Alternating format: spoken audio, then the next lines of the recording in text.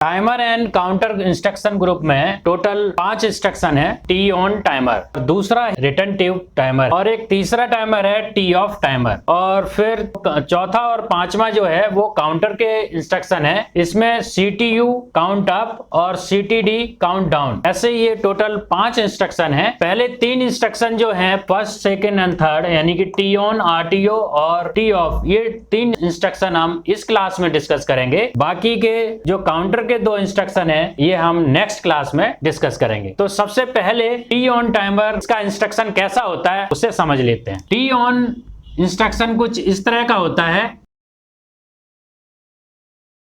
ये T on delay timer है। इसके अंदर 3 वर्ड होते हैं, वर्ड 0, वर्ड 1 और वर्ड 2। तो पहले वर्ड के अंदर 0 से लेकर के 15 तक जो बिट होती हैं उसमें से 15 नंबर बिट है ये EN बिट होती है, और उसके बाद ये 14 नंबर ये TT बिट होती है, और ये जो 13 बिट है ये डन बिट होती है। उसके बाद की जो और जो ये वाली बिट हैं ये इसके इंटरनल यूज के लिए होती है। और वर्ड 1 में जो है ये प्रीसेट वैल्यू होती है, प्रीसेट। तो इस प्रीसेट की जो रेंज है वो एक वर्ड के बराबर होती है, यानी कि इसकी जो रेंज है वो 0 से 32,767, इतनी बड़ी संख्या को हम इसके अंदर सेट करते हैं। वर्ड 2 में इसका एक्यूमुलेटर रहता है, ACC, इसकी भी रेंज जो है सेम है 32,767। अब इसके अंदर एक होता है टाइम बेस। टाइम बेस ये इंटरनल जो बची हुई इसकी बिट है उनके थ्रू इसकी सेटिंग होती है। इसके अंदर 3 सिलेक्शन है, एक तो 1 होगा या फिर 0.01 होगा या फिर 0.001 होगा। 1 का मतलब ये सेकेंड हो गया,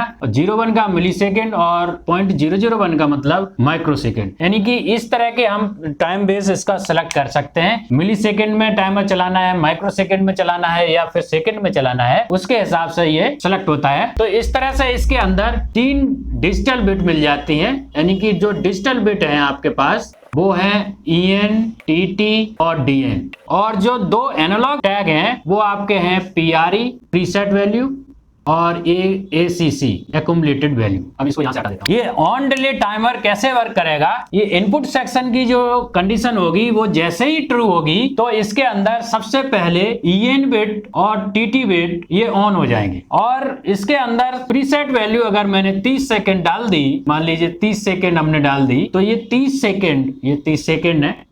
30 सेकेंड करने के लिए सबसे पहले हमें टाइमर का जो टाइम बेस है उसे 1 सेलेक्ट करना पड़ेगा, और उसके बाद इसकी प्रीसेट वैल्यू में हम 30 डाल देंगे, तो इस टाइमर की प्रीसेट वैल्यू जो है वो 30 हो जाएगी। अब जैसे ही इनपुट सेक्शन की कंडीशन ट्रू होगी तो ये टाइमर स्टार्ट हो जाएगा और EN बिट ऑन हो जाएगी और TT बिट ऑन होगी। इस टाइम में अभी DN बिट 0 पड़ी होगी, और कैलकुलेटर में क्या करेगा, ये टैग इसको काउंटिंग करना शुरू कर देगा, 0 1 2 3 4 5 6 7 8 9 ऐसे करके ये 30 तक जाएगा, क्योंकि हमने इसकी प्रीसेट वैल्यू 30 डाल दी है। तो जैसे ही ये ACC की वैल्यू प्रीसेट के बराबर हो जाएगी तब जाके जो इसका डन बिट है ये ऑन हो जाएगा। अभी ये ऑफ है, इस तरह से हम ऑफ मान लेते हैं। और जब जैसे ही एक्यूमुलेटर की वैल्यू काउंट करता हुआ प्रीसेट के बराबर हो जाएगा तो क्या होगा, तब उस केस में जो TT बिट है ये ऑफ हो जाएगी और DN बिट ऑन हो जाएगी, और EN बिट तो इनेबल रहेगा जब तक ये इसकी कंडीशन, इनपुट की कंडीशन ट्रू रहेगी। तो इस तरह से ये EN, TT और DN बिट हमको मिल जाती हैं, जिससे हम इसकी, अगर किसी मोटर को हमें सिर्फ उतने ही देर तक के लिए चलाना है जितना कि इसका टाइम दिया है, या फिर उतने देर बाद चलाना है, ऐसे केस में ये बिट हम इस्तेमाल कर लेते हैं। या फिर और किसी बीच की सिचुएशन में हमें चलाना है तब उस केस में हम .ACC की वैल्यू को कंपेयर करके कोई प्रोसेस में यूज कर सकते हैं एज पर रिक्वायरमेंट के हिसाब से।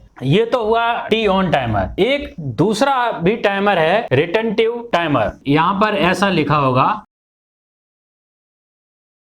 तो इसके अंदर और इसके अंदर डिफरेंस क्या है, इसके अंदर भी सेम ही काम है। जैसे ये बताया है कि जैसे ही इनपुट की कंडीशन एक बार ट्रू हुई तो EN बिट और TT बिट ऑन हो जाती हैं, वैसे ही इसमें भी जैसे ही इनपुट की कंडीशन ट्रू होगी तो EN और TT बिट ऑन हो जाएगी। और जब एक्यूमुलेटर की वैल्यू ACC की वैल्यू PRE के बराबर हो जाएगी तब इसका डन बिट ऑन होता है। फिर इसमें बेसिक डिफरेंस एक यही है कि इसके अंदर जब इनपुट की कंडीशन अगर एक बार ट्रू हो गई और ये मान लीजिए 30 सेकेंड का टाइमर था, ये भी 30 सेकेंड का ही है और ये मान लीजिए 30 सेकेंड का है। ऐसे केस में जब हमने कंडीशन ट्रू की और 30 सेकेंड तक ट्रू न रह के बीच में मान लीजिए 20 सेकेंड के बाद ये कंडीशन फॉल्स हो गई, तो ये टाइमर 20 सेकेंड चलेगा और 20 सेकेंड के बाद ये रिसेट हो जाएगा। यानी कि फिर जब कंडीशन ट्रू होगी तो ये 0 से स्टार्ट होगा। फिर ये 30 तक अगर जाएगा, अगर हमने डन बिट से किसी मोटर को स्टार्ट किया है तो फिर ये मोटर स्टार्ट ही नहीं होगी। दोबारा से ऑन करोगे, अगर फिर से वो 15 सेकेंड बाद ये बंद हो गई, कंडीशन इनपुट की फॉल्स हो गई, तो फिर से वो 0 हो जाएगा और फिर 0 से स्टार्ट कर। इस वाले टाइमर में क्या है, एक बार कंडीशन अगर आपने ट्रू कर दी तो टाइमर स्टार्ट हो जाएगा। और मान लीजिए पहले केस में ये टाइमर 10 सेकेंड चल गया और कंडीशन इनपुट की कंडीशन फॉल्स हो गई, तो ये 10 सेकेंड को होल्ड कर लेगा और फिर नेक्स्ट टाइम में जैसे ही इसकी कंडीशन ट्रू होगी तो ये 10 से आगे चलेगा, 11, 12 और फिर मान लीजिए 20 सेकेंड तक गया और उसके टाइम पे फिर से मान लीजिए कंडीशन फॉल्स हो जाती है इनपुट की, तो फिर ये 20 को होल्ड कर लेगा और फिर अगेन जब ट्रू होगी तो फिर ये 21, 22, 23 से 30 तक जाएगा और जैसे ही 30 पर जाएगा यानी कि ACC की वैल्यू PRE के बराबर हो जाएगी तो ये डन बिट को ऑन कर देगा और आपकी मोटर ऑन हो जाएगी। तो इसमें और इसमें सिर्फ इतना डिफरेंस है कि ये अगर इनपुट की कंडीशन ये ट्रू होने के बाद अगर फॉल्स हो जाती है, फिर से कंडीशन ऑन होगी तो ये टाइमर 0 से काउंट करके काउंटिंग स्टार्ट करेगा। और इस वाले केस में क्या होगा, इसमें एक बार ट्रू होने के बाद अगर बीच में कंडीशन फॉल्स होती है तो जितना टाइम काउंट कर चुका है वो टाइम वो होल्ड करके रखेगा और जैसे ही नेक्स्ट टाइम में ट्रू होगी इनपुट की कंडीशन तो ये वहीं से आगे चलेगा। यानी कि इसके अंदर अगर हमने 30 सेकेंड डाल दिया तो इनपुट की कंडीशन कितनी भी बार ट्रू हो फॉल्स हो, ये अपना 30 सेकेंड के अंदर ये अपने डन बिट को ट्रू कर देगा। तो इस तरह से हो गया। दूसरा डिफरेंस इसके अंदर ये है कि जैसे ही इसके अंदर क्या होगा, इसके अंदर जैसे ही इनपुट की कंडीशन फॉल्स होती है तो ये टाइमर रिसेट हो जाए। लेकिन RTU टाइमर में क्या होगा, RTU टाइमर रिसेट नहीं होगा। तब इसके लिए हमको क्या करना पड़ेगा, इसके लिए हमें एक इंस्ट्रक्शन है इसका छोटा सा, वो इस्तेमाल करना पड़ेगा। उसका नाम है, मान लीजिए मैं इधर लिख देता हूं RES। ये रिसेट होता है। इसका कोई इंस्ट्रक्शन कुछ इस तरह का होता है, ये इस तरह का RES लिखा रहता है, ये आउटपुट का इंस्ट्रक्शन। तो अगर आपको रिसेट करना है RTU टाइमर को, रिटेंटिव टाइमर को, तब हमें RES इस कॉइल को लगा करके हमें रिसेट करना पड़ेगा, तब ये टाइमर दोबारा से रिसेट होकर के 0 हो जाएगा। अभी हमने T-on और RTO ये टाइमर हमने समझ लिए। अब एक तीसरा टाइमर है T-off। ये कैसे काम करेगा इसको एक बार यहाँ समझ लेते हैं। पहले इसका इंस्ट्रक्शन समझ लेते। तो ये इंस्ट्रक्शन कुछ इसी तरह का होगा। तो सेम ही जो वर्ड इसमें इस्तेमाल हुए थे वैसे ही इसमें हैं 3 वर्ड। पहले वर्ड में ये इंटरनल यूज के लिए कुछ बिट होंगी और कुछ बिट जो है EN, TT और DN इस्तेमाल करेगा। बाकी जो दूसरा वर्ड है वो PRE यानी कि जो प्रीसेट वैल्यू है उसको एक्वायर करेगा और फिर तीसरा जो है वो ACC यानी कि 3 वर्ड, इसमें भी 3 वर्ड ही रहते हैं। तो ये काम कैसे करता है, काम ये इसमें तो हमारी इनपुट की कंडीशन जब ट्रू होती थी तब ये काउंटिंग स्टार्ट करता था T-on, लेकिन T-off में जब इनपुट की कंडीशन ट्रू से फॉल्स जाएगी तब ये काउंटिंग स्टार्ट करेगा। एक तो ये डिफरेंस है। तो जैसे ही ये ट्रू से फॉल्स जाएगी, ये इनपुट की कोई कंडीशन है, अगर ये ट्रू से फॉल्स जाएगी, ट्रू से जब फॉल्स होगी तब ये इसकी जो एक्यूमुलेटर वैल्यू है वो काउंटिंग करेगा, लेकिन इसके अंदर DN बिट और TT बिट ये ऑन रहेंगी और ये ऑफ रहेगी। जैसे ही इसकी एक्यूमुलेटर वैल्यू काउंट करते हुए अपने प्रीसेट, मान लीजिए प्रीसेट 30 से डाल दिया, 30 सेकेंड, प्रीसेट 30 सेकेंड है, तो जैसे ही ये एक्यूमुलेटर PRE के इक्वल होगा तो इसकी जो डन बिट है वो ऑफ हो जाएगी और TT बिट भी ऑफ हो जाएगी और ये भी ऑफ हो जाएगी। इस तरह से ये T-off काम करता है। जैसे T-on करता था ऑफ से ऑन वाली कंडीशन में, यानी कि फॉल्स से ट्रू में काम करता था, ये ट्रू से फॉल्स में जाने में काम करता है। तो ये तो हो गए इसके टाइमर के इंस्ट्रक्शन। अब एक एग्जाम्पल लेके इसको डिस्कस कर लेते हैं। अब हमने ये 3 इंस्ट्रक्शन समझ लिए, T-on, T-off और RTO।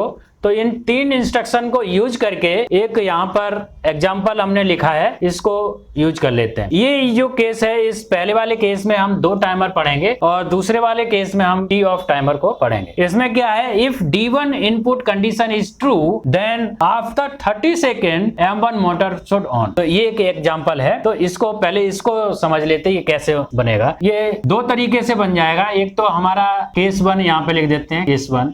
सबसे पहले जैसे ही हमें किसी प्रोसेस का लॉजिक बनाना होता है तो सबसे पहले हमें आईओ लिस्ट बनानी पड़ती है। तो ऐसे ही केस में हम इसके आईओस आइडेंटिफाई करेंगे। तो सबसे पहले हमने एक D1 हमने यहाँ पर जैसे लिया है, तो यहाँ पर हम इनपुट डिसाइड कर लेते हैं। इनपुट, इसके अंदर D1 इनपुट जो है D1, इसको हम ये जो टॉगल बटन लगी हुई है इसको मान लेंगे। ये हमारा चैनल 0 1 2 3 4 है, तो ये चैनल 0 हो गया। इसका एड्रेस हो जाएगा I:0/0। तो एक तो ये इसमें इनपुट हो गया। दूसरा इसमें M1 मोटर है, तो आउटपुट को हम लिख लेते हैं आउटपुट। ये M1 मोटर है, ये मोटर में इस वाले आउटपुट को मान लेते हैं, ये 0 1 2 3 है, यानी कि ये 0 वाले जो लैंप है इसको हम M1 मोटर मान लेते हैं। ये हमारी M1 हो गई, यानी कि इसका एड्रेस हो O:0/0। तो हमारे पास ये आईओ लिस्ट बन गई, एक इनपुट है। ओके, अब हमको एक मोटर D1 जो ये टॉगल स्विच है इससे हमें ऑन करनी है। जैसे ही हम इसको ऑन करेंगे तो तुरंत ऑन नहीं होगी, ये 30 सेकेंड बाद ऑन होगी। तो इसका लॉजिक कैसे लिखेंगे? सबसे पहले हम एक नई प्रोग्राम फाइल बनाएंगे। इसके लिए न्यू पे क्लिक करेंगे और यहाँ पर नाम दे देंगे टाइमर, और इसको हम एक मेन लेटर में कनेक्ट कर लेते हैं। कनेक्ट करने के लिए हम एक जैसा लगाएंगे, इसमें हम नेक्स्ट बिट ले लेंगे और यहाँ पर हम लेटर 6 का एड्रेस डाल देंगे। तो हमने ये फाइल कनेक्ट कर ली है। अब हम लेटर नंबर 6 में यहाँ पर प्रोग्राम बनाएंगे। कैसे बनाएंगे? सबसे पहले हम एक रंग लेंगे और इसके अंदर एक एनो कॉन्टैक्ट लेंगे और यहाँ पर हम पहले चैनल का DI डाल देंगे। यहाँ से डेटा टेबल से ड्रैग करेंगे और ड्रॉप कर देंगे। तो ये हमने यहाँ डाल दिया। अब इसका नाम हम डाल देंगे D1 टॉगल स्विच हमने ले लिया। अब हम टाइमर एंड काउंटर वाले ग्रुप में जाएंगे और यहाँ से T ऑन टाइमर ले लेंगे, T4:0 इसको ले लेंगे और इसका नाम दे देंगे टाइमर हो गया। और इसका जो टाइम बेस हमने जैसे बताया था, इसमें सेकेंड, मिली सेकेंड और माइक्रो सेकेंड है। हम सेकेंड सेलेक्ट कर लेंगे और इसके अंदर हम 30 डाल देंगे। 30 सेकेंड के बाद ये क्या होगा, इसकी टर्न बिट ऑन होगी। एक न्यू रंग लेंगे और एक एनो कॉन्टैक्ट लेके इसी टाइमर की टर्न बिट करा देंगे। इसको कॉपी करेंगे और यहाँ पेस्ट करके .tn, तो ये टर्न बिट आ गई। तो ये टर्न बिट से 1 को ऑन करा देंगे। आउटपुट कॉइल लेंगे और इसमें हम O:0/0। अब हम इसका ये हमने T ऑन का केस हमने यहाँ पे लिख लिया है। अब एक बार RTO का केस भी हम यहाँ पर लिख लेते हैं। उसको लिखने के लिए एक हम रंग लेंगे और इसके अंदर हम सेम ही ये DI को यहाँ पर कॉपी और पेस्ट करेंगे और इसके बाद टाइमर एंड काउंटर ग्रुप में जाएंगे और यहाँ से हम RTO वाला टाइमर ले लेंगे और इसके अंदर हम एक टाइमर का नाम दे देंगे T4:1। और इस टाइमर का नाम कुछ देना चाहते हैं तो दे सकते हैं, मान लीजिए मैं RTO ही नाम दे देते हैं। और उसके बाद हम इसके अंदर 30 सेकेंड डाल देंगे और उसके बाद एक नई रंग लेंगे और यहाँ पर एक नया लैंप हम कनेक्ट कर देंगे इसके टर्न बिट से। तो यहाँ से कॉपी करेंगे और यहाँ एक एनो कॉन्टैक्ट लेंगे, यहाँ पेस्ट करके इसकी .tn बिट ले लेंगे और इससे हम एक दूसरा लैंप O:0/1 ले लेंगे। ये दूसरा हो गया। हमने ये 2 लॉजिक यहाँ पर डेवलप कर लिए हैं। अब इन 2 लॉजिक को हम टेस्ट कर लेते हैं, फिर उसके बाद T ऑफ का हम टेस्ट करेंगे। तो इसको टेस्ट करने के लिए इसको क्या करेंगे, हम कॉम्स में जाएंगे, सिस्टम कॉम्स में जाएंगे और इस PLC को सेलेक्ट करके PLC के अंदर डाउनलोड करेंगे। पहले 2 केस हमने जो T ऑन और RTO टाइमर के हिसाब से बनाए हैं, वो हमने 2 केस यहाँ पर बना लिए हैं और इसको हम टेस्ट करेंगे। इसमें जैसे ही ये कंडीशन, इनपुट की कंडीशन ट्रू होगी तो ये टाइमर स्टार्ट हो जाएगा। लेकिन अगर बीच में कंडीशन फॉल्स हो गई तो ये फिर से 0 से स्टार्ट करेगा। एक बार हम टेस्ट करके दिखाते हैं। जैसे ये DI1 हमने पहले इस पर देखेंगे और वहीं उसके साथ साथ हम RTO टाइमर को भी देखेंगे कि ये वाली जैसे ये हम ऑन करेंगे तो ये दोनों जगह ऑन हो जाएगी और RTO काम कैसे कर रहा है और टी ऑन कैसे कर रहा है वो साथ ही साथ आपको पता चल जाएगा। तो ये दोनों को हम एक साथ ही चेक कर लेते हैं। तो इसके लिए क्या करेंगे, हम सबसे पहले पहली DI को ऑन करेंगे। इसको ऑन करने के लिए हम यहाँ से एक बार ये ऑन किया तो आप देख पाएंगे यहाँ टाइमर यहाँ पर भी काउंटिंग करना स्टार्ट कर दिया और RTO टाइमर भी काउंटिंग करना स्टार्ट कर दिया। अब ये 1 2 3 4 5 6 10 11 12 13 इस तरह से काउंटिंग कर रहा है एक्यूमुलेटर। अगर इसको बीच में ही कंडीशन अगर हम फॉल्स कर देते हैं तो क्या होगा देख लेते हैं। मैंने इसको एक बार फॉल्स कर दिया। अब क्या हुआ, आपने देखा कि ये जो टी ऑन टाइमर है ये यहाँ पर इसकी एक्यूमुलेटर वैल्यू 0 हो गई, लेकिन RTO टाइमर की एक्यूमुलेटर वैल्यू जो लास्ट वैल्यू थी वही उसने होल्ड करके रखा है।